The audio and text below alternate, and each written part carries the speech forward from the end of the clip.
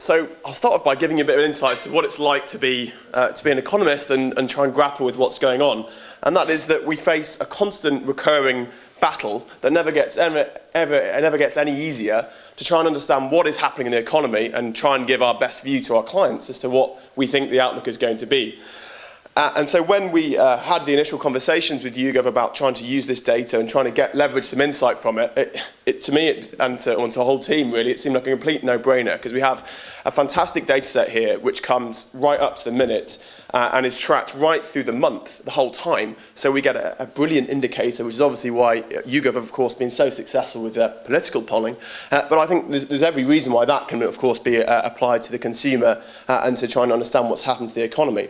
Because bear in mind, with the ONS data, which as economists we all have to bear with and try and use, we face massive revisions a lot of the time. Remember that we had a double dip for much of the time. We were thinking about a triple dip this time last year and whether it was going to happen. But in the end, the double dip never even occurred, and the ONS data is subject to revision. But with this data, we have it right up to the minute.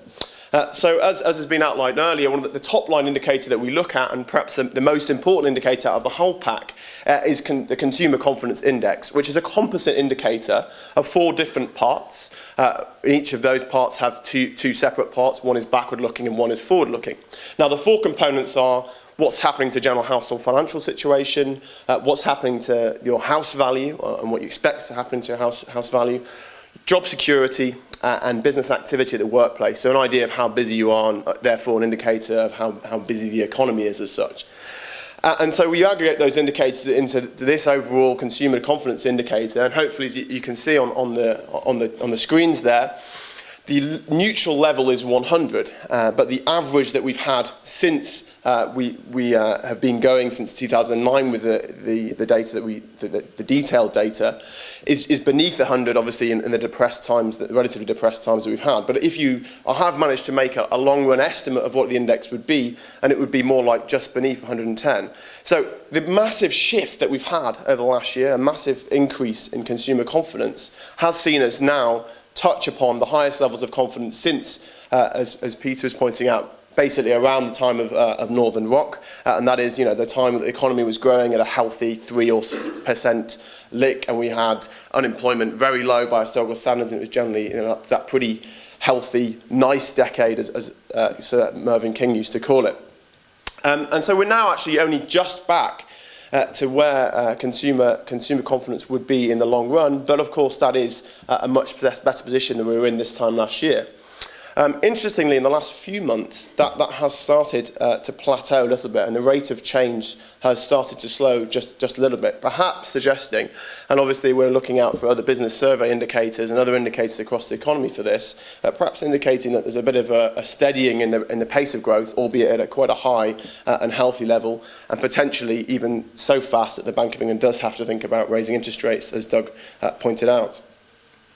But thinking about what has driven that, and Doug has already kind of touched on this, but just to really spell it out, these are the 2 indicators on the housing market. So in the green there, we've got the change in perceived value of consumer homes over the past month, and then the orangey reddy indicator, or maybe even brown, maybe I'm colourblind, that indicator is what they expect is going to happen over the next 12 months. And you can see this extraordinary shift over the last year, and of course this correlates very well with a lot of other data that we look at. So think, all the housing price indicators out there are so many that one loses count, and all of them are pretty bullish at the moment. We're looking at double-digit percentage annual growth in the London housing market, and even the rest of the UK is now recording probably real terms, reasonable real terms growth. And of course, activity's picking up, mortgage approvals up, coming up to sort of 70,000 a month, which is getting back, not at the levels we saw pre-crisis, but certainly getting back to much healthier levels. Remember, they dipped all the way down to 30,000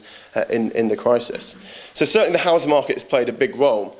But indeed, it is broader than that, and the news that was out just yesterday from the Office for National Statistics is that unemployment is down 7.1%. And of course, that's even more important now that the Bank of England has talked about not looking at raising interest rates until they get close to that 7% threshold. And of course, the narrative now is, have they got it wrong? Because it seemed to be, the narrative from the Bank of England policymakers seemed to be that they were looking to push expectations for an interest rate rise back all the way until probably early 2015 at the earliest, but now we're already at 7.1% unemployment. Now, the interesting thing in the YouGov data is how many fewer consumers expect unemployment to increase over the next 12 months. And you can see on this graph, it's the net balance between those expecting it to increase versus those expecting it to decrease. And there's been a massive drop over the last 12 months.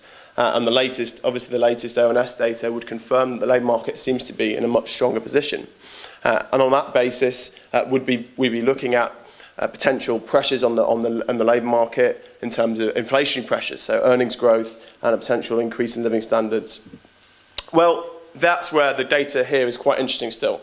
We haven't seen that sustained increase in actual spending power and actual real incomes or living standards that has been seen in the wider consumer confidence indicator. This is a spare cash availability indicator, and the household finances, overall household finance indicator tells a very similar story.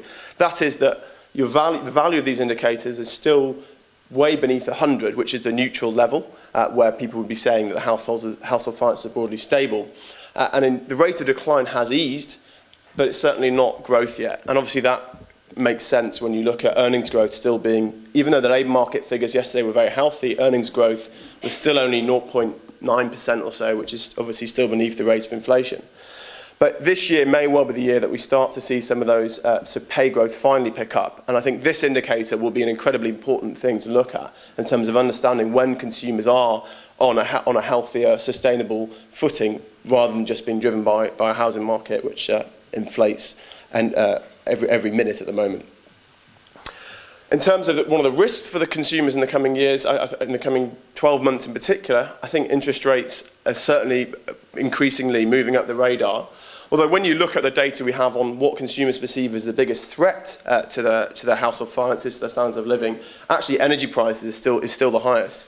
But it's interesting that despite Mark Carney and the Bank of England's forward guidance, we now see a balance of way over 3/5 of consumers expecting interest rates to rise.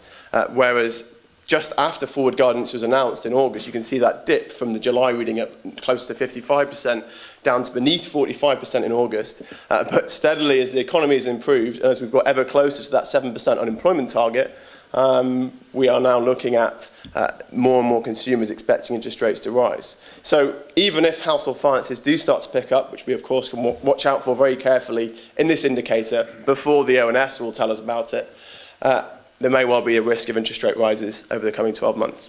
Thank you very much.